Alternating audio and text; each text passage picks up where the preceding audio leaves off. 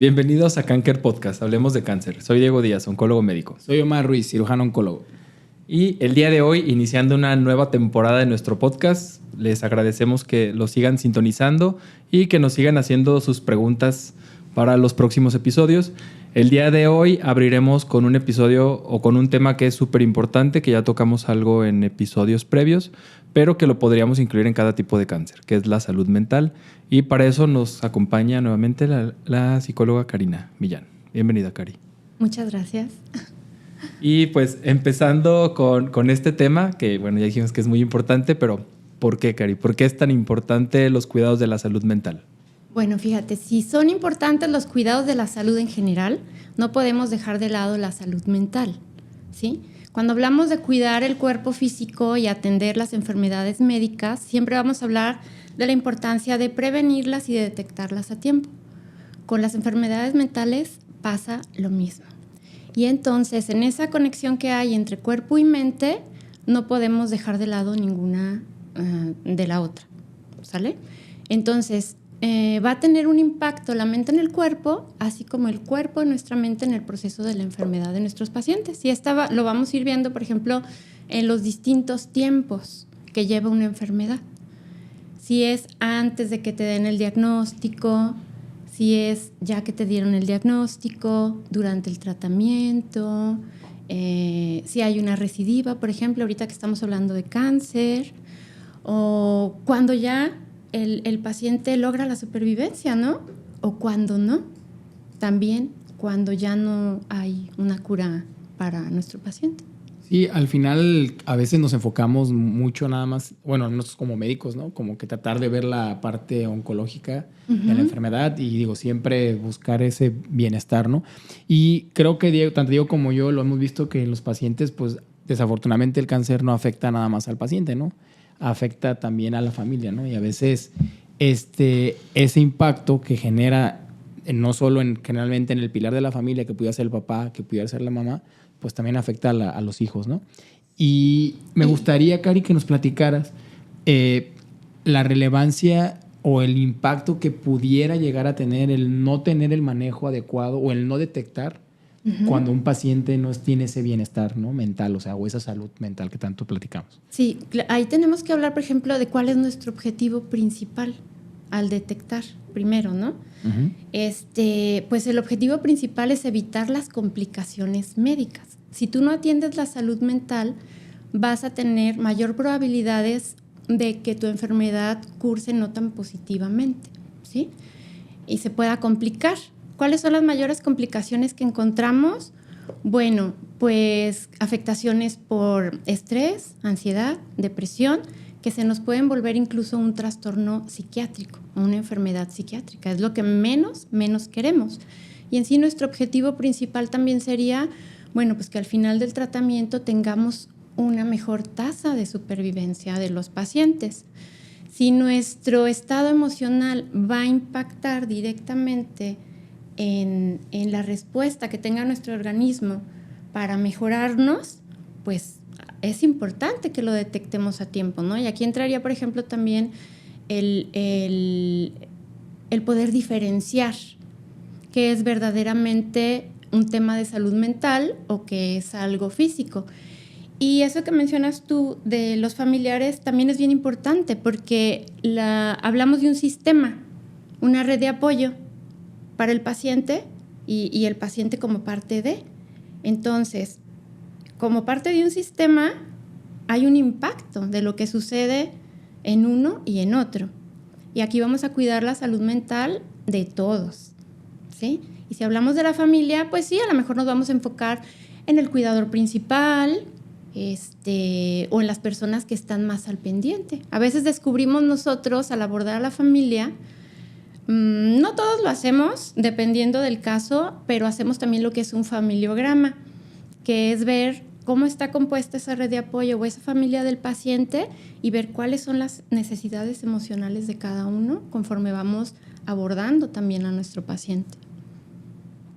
Y ahorita que comentas esta parte del impacto, o sea, cuando mencionas que además, o sea, dentro de los beneficios que hay este impacto en el pronóstico, en la supervivencia, digo, creo que como oncólogo siempre desde nuestra formación nos enseñan que pues uno de los principales objetivos de cualquier tratamiento o de intervención que se hace en el paciente es mejorar esa supervivencia, o sea, esa expectativa de vida. Entonces, ahorita que tomas el punto de que abordando esta parte de la salud mental, pues es una de las cosas que también se puede lograr, como que cobraría incluso más sentido para no subestimarlo tanto y no dejarlo tan de lado. Sí, porque fíjate, es importante mencionarlo así con esas palabras, porque siempre nos enfocamos y no lo minimizamos, claro, es nuestra labor diaria, ¿no? De todos los que nos dedicamos a esto, el que tengan una mejor calidad de vida.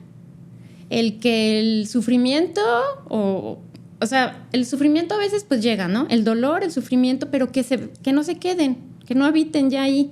O sea, tratar de darles lo mejor, enfocados a la calidad de vida y dirigidos a la supervivencia.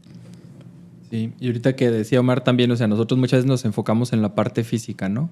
Pero bueno, esta parte mental, como lo hemos platicado también en el episodio pasado y ahorita antes de que empezábamos lo de la definición de la salud, pues el equilibrio biopsicosocial, ¿no?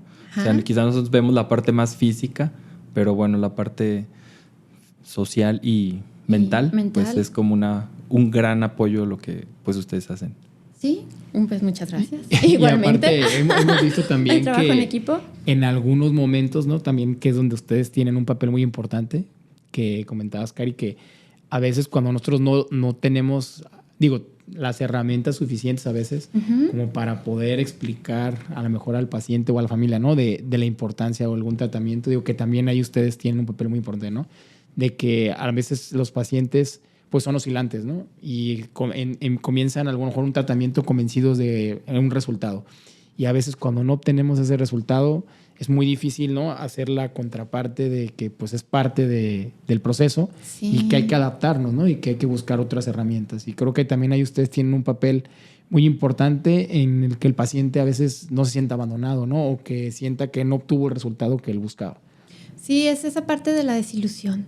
O sea, cuando ellos ponen todos, yo siempre les hablo, bueno, a mis pacientes en corto, ya en el cara a cara. En el cara a cara.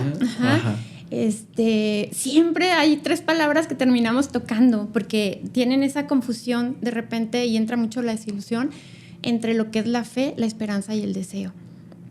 Y entonces son temas que son de repente, aunque los queramos entender o los entendamos, cada paciente le da su subjetividad y entonces tenemos que abordar eso. Y es uno de los factores que nos puedan echar para abajo un tratamiento. Ese dolor por sentir que no está habiendo resultados, ¿no? Y es parte de la psicoeducación y el abordaje que tenemos que hacer con ellos. Hay muchas maneras de identificar. Tú hablabas de eso, de cómo identificar, cómo detectar. Bueno, pues hay herramientas diseñadas, o sea, que ya existen. Ustedes como médicos me imagino que conocen algunas. Por ejemplo, las enfermeras, yo sé que también tienen sus herramientas y sus formas de identificar cuando un paciente está atravesando por un tema ya más complicado de ansiedad o de depresión. Hay incluso algunas que son autoaplicables, o sea, el mismo paciente las puede contestar. Otras que sí, ustedes como médicos, les repito, las enfermeras o los psicólogos las pueden aplicar, realizar. A mí me gusta más ese trabajo de cara a cara como psicóloga.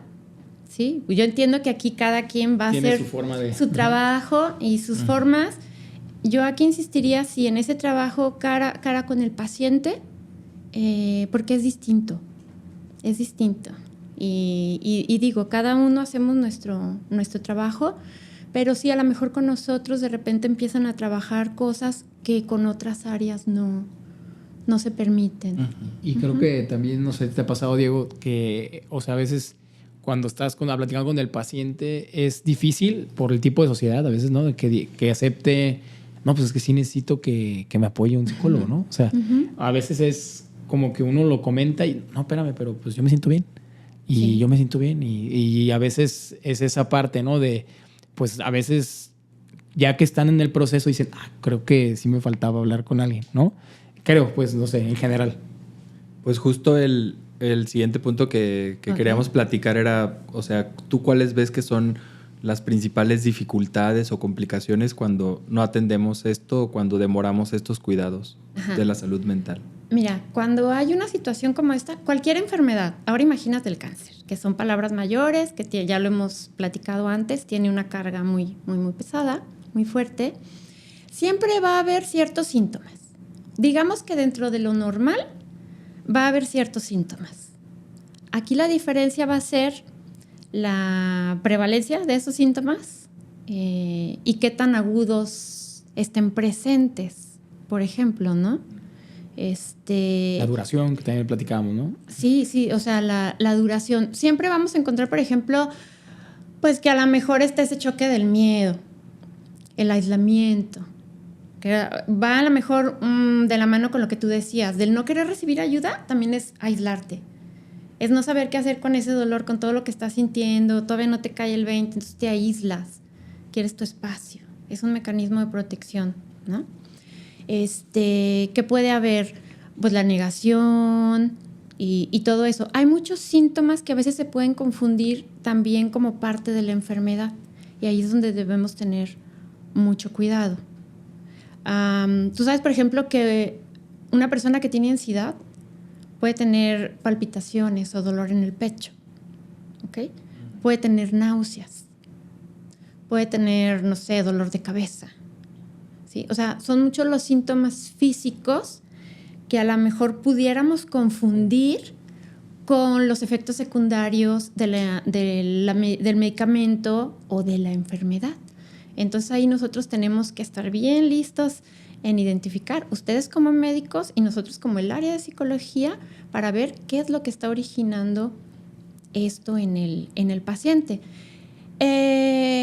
Cuando estos factores que estamos viendo se incrementan o se salen de las manos, se desbordan, es cuando se nos pueden complicar. O sea, es normal que puedas tener cierto miedo, es normal que pases por la negación, es normal que te aísles, ¿sí? Lo que no es normal es cuánto duras ahí y la intensidad.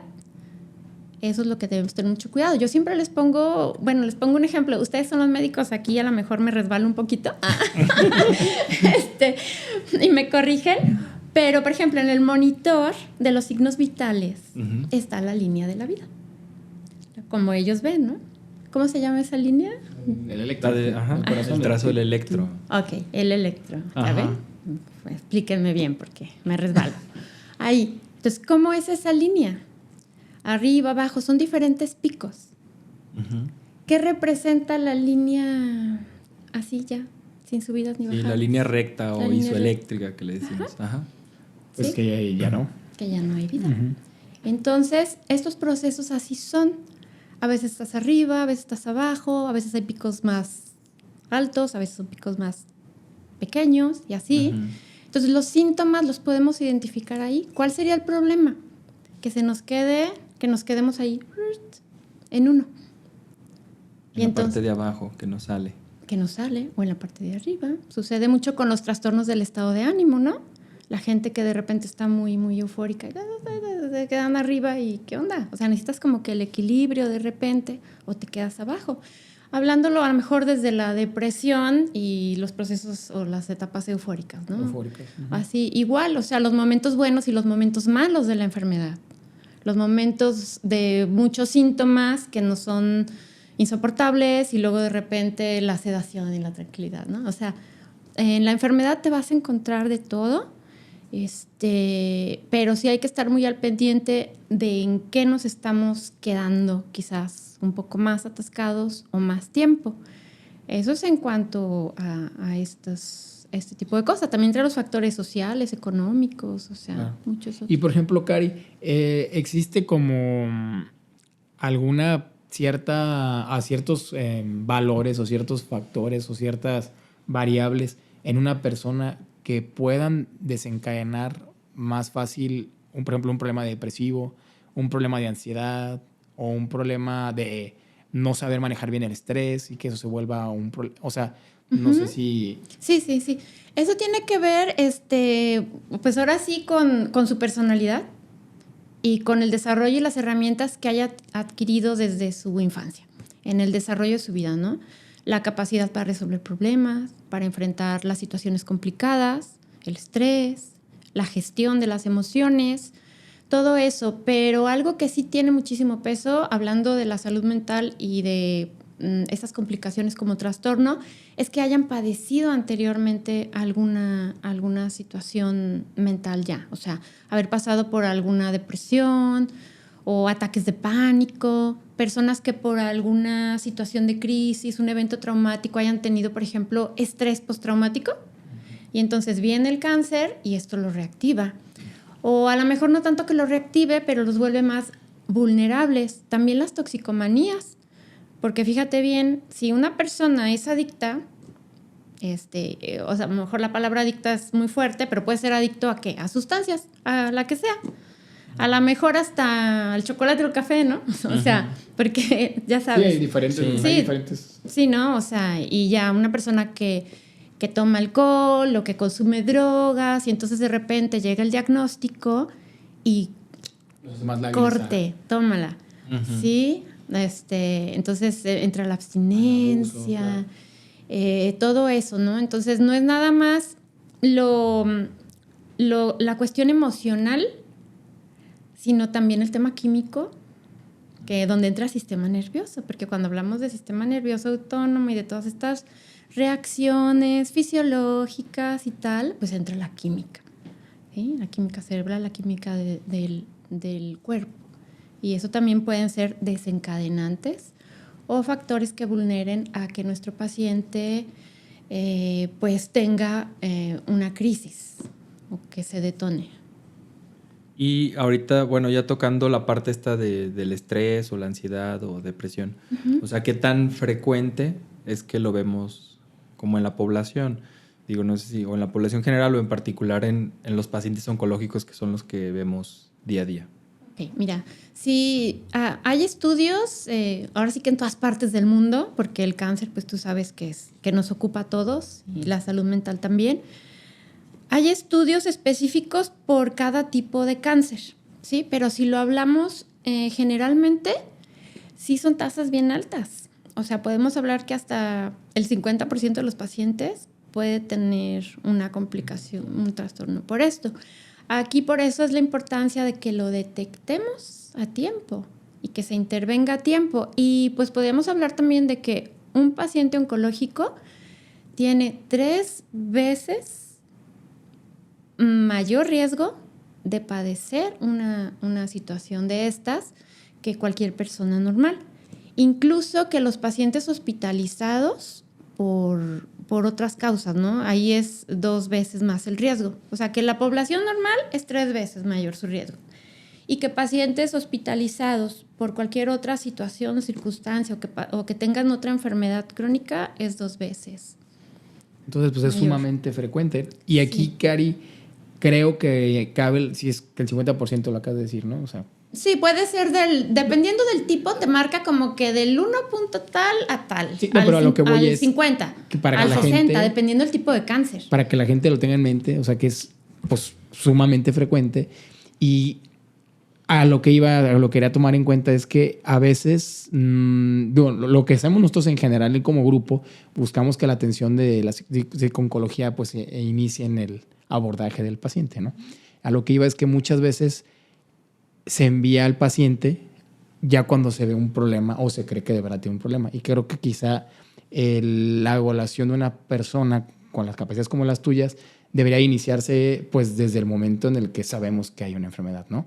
Sí, por eso hay diferentes modelos de intervención y tú los puedes encontrar por países.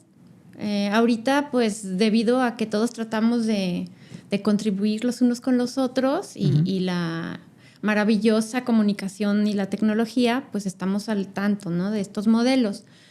¿De qué va a depender los modelos? Bueno, en las instituciones, por ejemplo, públicas, algunas manejan, y las privadas también, ya protocolos, ¿no? O sea, tú diagnosticas, ahí va la entrevista, y va porque va. O sea, no es como de que, bueno, opcional. Aquí te ofrezco, mira, ahí está la psicóloga, aquí saliendo a la derecha, ahí donde estoy yo, ahí está la psicóloga, puedes agendar cita con ella. No, o sea, es el diagnóstico y entonces te dicen, parte del tratamiento es respondes esto y así, ¿no? Entonces es una manera en la que tú ya puedes evaluar. Nosotros, pues ya te digo, cada quien maneja sus modelos. Lo importante es que el paciente llegue. Yo mencionaba al inicio los diferentes tiempos en este camino de la enfermedad. Hay pacientes que te pueden llegar antes, o antes de la cirugía, cuando le van a hacer la biopsia, y entonces llegan con un poquito de ansiedad y llegan contigo. O sea, formas de intervenir tenemos muchísimas. Que llegue el paciente, que llegue. En el tiempo que sea, pero que llegue. Que se Sí, atienda. en el tiempo que sea, pero que llegue. Desafortunadamente, muchos llegan pues ya al final, ¿no? O sea, ya cuando estamos nosotros integrándonos como equipo de paliativos, y entonces sí ya sabes que no hay una cura, pero le vas a ofrecer la mejor calidad de vida o el cierre a lo que tenga que cerrar. Pero bueno, o sea, la intervención puede ser en Diferentes momentos. ¿no? en diferentes momentos, y de acuerdo a eso pues va a ser el modelo de intervención. Yo te decía, hay unos que lo abordan así desde ya, viene el diagnóstico incluido con tu cuestionario, tu valoración, ¿no?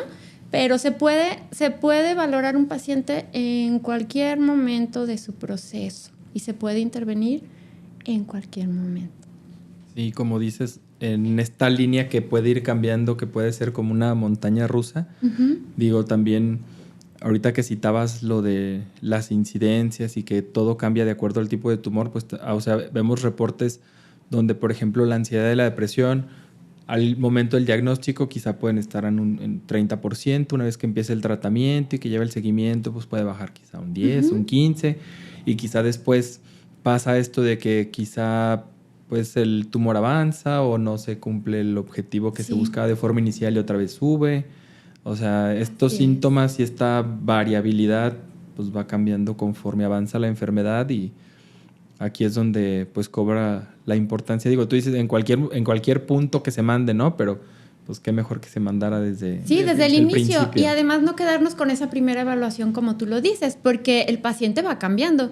O sea, por eso les decía que a mí me gusta más que el cuestionario, el inventario, el cara a cara, porque en ese proceso psicoterapéutico, o sea, si bien es importante las estrategias que se manejan en lo general, el proceso psicoterapéutico te da otro panorama. Y en ese autoconocimiento del paciente también se identifica y se reconoce en cada etapa del proceso. Está oscilando. Y si ya lo conoces, pues ya sabes, cambió, se puso en modo ansioso, está bueno, por así decirlo, ¿no? Así es.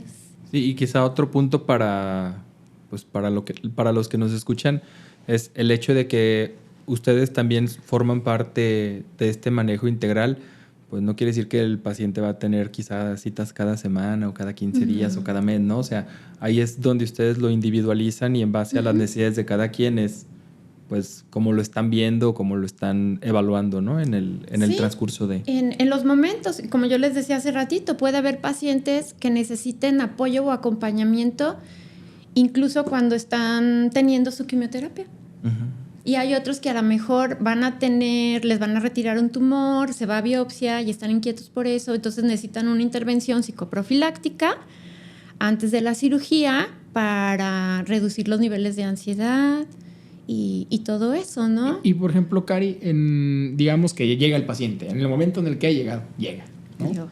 ¿En qué, o sea, de qué manera, yo ya nos has platicado que tienes diferentes herramientas, que prácticamente lo que más te gusta a ti es como analizar de manera directa a la persona, pero ¿cómo haces ese abordaje? O sea, como para que la población en general va a llegar al consultorio, va a llegar contigo, se va a sentar, y más o menos cómo integras tú ese abordaje pues de tu paciente. Ok, bueno, ahí la diferencia, hablando por mí, porque yo les hablaba que hay muchos modelos de intervención. Cada quien lo hace. Sí, pero lo que yo manejo, al ser yo psicóloga y psicoterapeuta, porque hay personas que se dedican a la psico-oncología o a la tanatología, pero quizás tienen otra formación, ¿sí? Claro que apoyan al paciente, claro que les sirve, porque manejamos más o menos los mismos modelos. ¿Por qué hago yo esta diferencia? Porque lo he visto en el día a día con los pacientes. Te voy a poner el ejemplo. Okay. Una paciente de, no sé, ya 70 años tal vez, en un proceso de cáncer ya avanzado, llega y se sienta conmigo y me dice, es que yo fui antes con una psicóloga, pero no me gustó. Qué interesante, a ver, veamos, ¿no? Dice, y entonces ya les preguntas, ¿por qué? Y me dice, es que me tuvo toda la sesión haciendo meditación. Y hay personas a las que quizás les venga bien que los pongan a hacer meditación. Es un recurso maravilloso. O sea, yo se los recomiendo y súper recomiendo a los pacientes. Todo lo que son las meditaciones guiadas, el mindfulness, el focus, la respiración, el conectar tu mente con tu cuerpo, las técnicas de relajación, tensión, todo eso te va a ayudar. Pero esta paciente en específico no necesitaba eso. ¿Sí? Entonces, No cuando creía tú tanto llegas, en la meditación. a lo mejor sí cree, sí le gusta, pero en ese momento no necesitaba que la guiaran, ¿sí? Entonces, en ese espacio que se construye, en esa transferencia que se construye con el paciente, cara a cara, como psicólogos o como psicoterapeutas, podemos desarrollar la habilidad de identificar las necesidades específicas de cada paciente. Y como ustedes lo han mencionado anteriormente, hacerle su traje a la medida. Esta paciente de 70 y algo de años empezó a hablar ella solita de su infancia y de su adolescencia. Cosas inconclusas que tenía que cerrar. ¿Sí?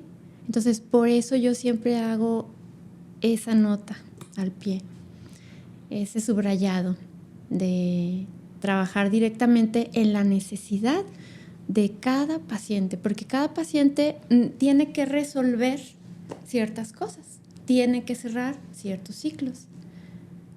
Y pues es muy distinto en uno y en otro.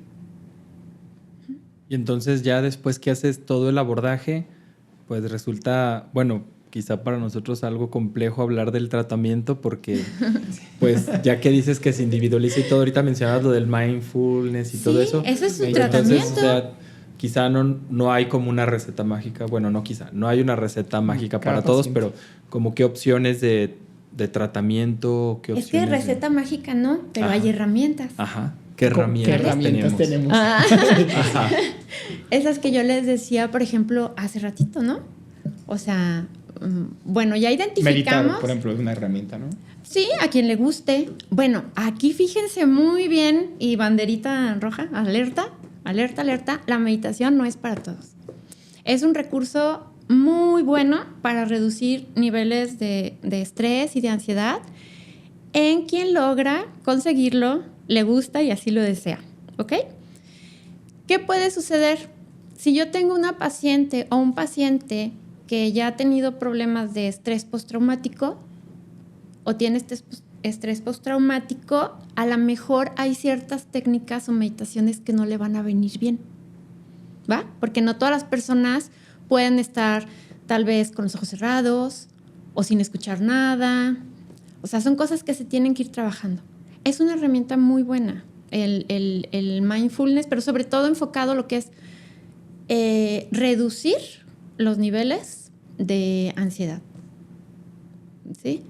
Está, por ejemplo, yo les decía, las técnicas de relajación, tensión. Hay pacientes que llegan con un dolor terrible en espalda, desde cuello hasta espalda, hasta acá. Y entonces el médico, pues a ver, pues, ¿qué le duele, no? Pues sabe por qué le duele ahí. O sea, yo sé por qué le duele aquí, le duele acá y le duele allá, ¿no? Entonces es toda la tensión que traen así.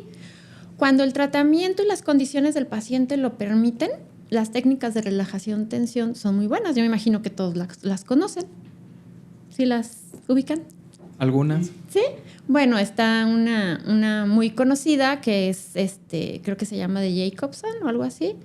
Y entonces te van dando la indicación de ir tensionando y relajando tu cuerpo a medida que vas respirando, inhalas, exhalas y todo. Y entonces un poquito de tomar conciencia, pero de la misma manera vas relajando todo tu cuerpo. Y entonces eso, claro que te va reduciendo, le va dando una salida, porque cuando nuestro estrés o la ansiedad no tiene una salida, pues se nos queda en alguna parte del cuerpo o en algún músculo, ¿no? Lo ven las contracturas y la tensión y todo eso. Entonces, hay por ejemplo, la psicoeducación, que es que el paciente conozca qué es bueno para él, qué no es bueno para él. La nutrición, porque cuando hablamos de química y del impacto que tiene en el cuerpo, bueno, pues ustedes saben que habrá pacientes que tienen desequilibrios y necesitan más ciertas vitaminas que otras, también para que no haya tanto estrés, tanta ansiedad o depresión, ¿no? Que a fin de cuentas, pues cuando ya hay un tema psiquiátrico tenemos que recurrir pues con el médico para que te dé, ya sean inhibidores o reguladores, y que el paciente también pueda cursar mejor. Pero pues en sí son esas, o sea, los recursos del cuerpo, el ejercicio, el moverse, si las condiciones del paciente, si la enfermedad lo permiten, que se muevan, porque entonces entra la movilidad. Cuando hablamos de depresión, por ejemplo, es inmovilidad. La ansiedad es demasiada movilidad, ¿no? Ahí tenemos los picos que hablábamos hace ratito, ¿no? Entonces hablamos de eso, la depresión y la ansiedad. Pero bueno, el moverse físicamente y psíquicamente, porque también te estancas.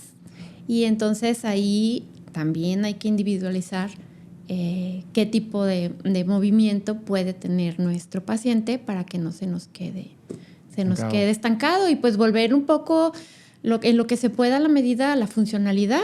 Yo tenía una paciente que recientemente me decía y estaba feliz porque pues ahora sí que como que su meta era poder manejar otra vez. Toda su familia la presionaba porque ya maneja, ya puedes, pero ella no se sentía segura, ¿no? Después de todo el proceso, las quimios, las radios, las secuelas y todo.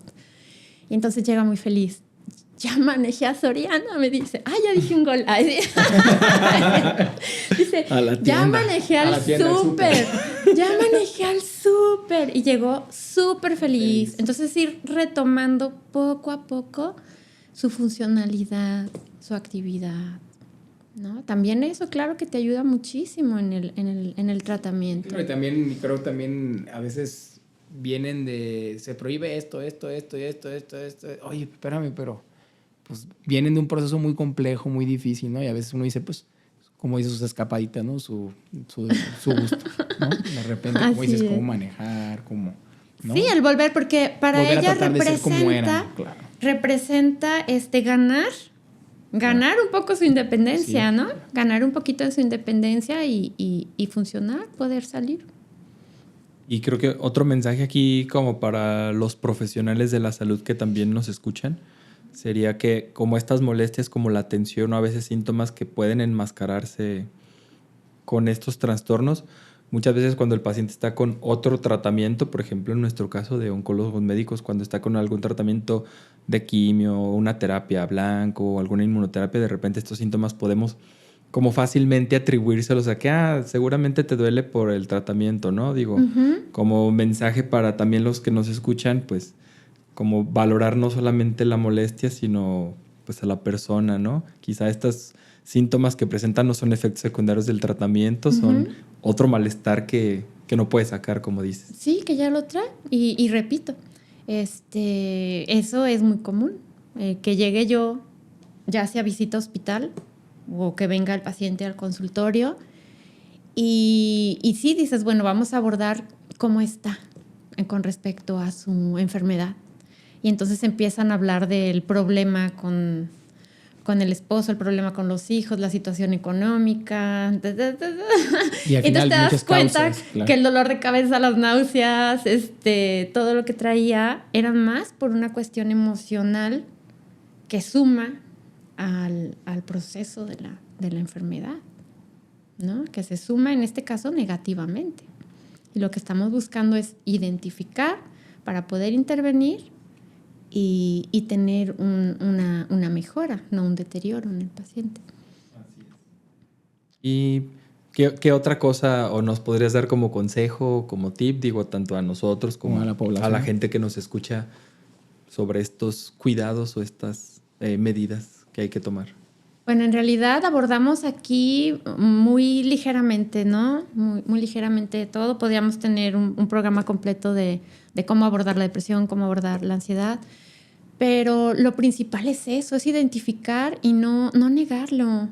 Porque como decía el doctor Omar hace ratito, o sea, muchas veces dicen, ok, estoy sintiendo esto, estoy viendo esto, estoy identificando, pero lo dejo. ¿Por qué?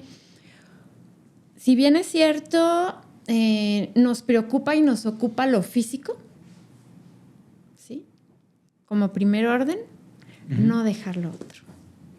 No minimizarlo. Sí, yo entiendo que hay situaciones como dicen, de urgencia que se tienen que atender. Es cuestión de priorizar. Pero creo que para tener un buen resultado hay que atender todo en conjunto. Entonces, no lo dejemos para después. Yo eso es lo que diría, no postergar, no esperar a que se complique, porque en verdad se complica bastante. Recuerda que este podcast es informativo. Si deseas más información o bajo cualquier síntoma de sospecha, acude con un especialista certificado. Siempre hay algo que hacer. En Canker, tu lucha es nuestra lucha. Síguenos en nuestras redes sociales, Facebook e Instagram @canker.oncología, o nuestro canal ya de YouTube, @cankeroncología, y en nuestro sitio web canker.com.mx. O puedes mandarnos un mensaje al WhatsApp al 33 15 19 47 00.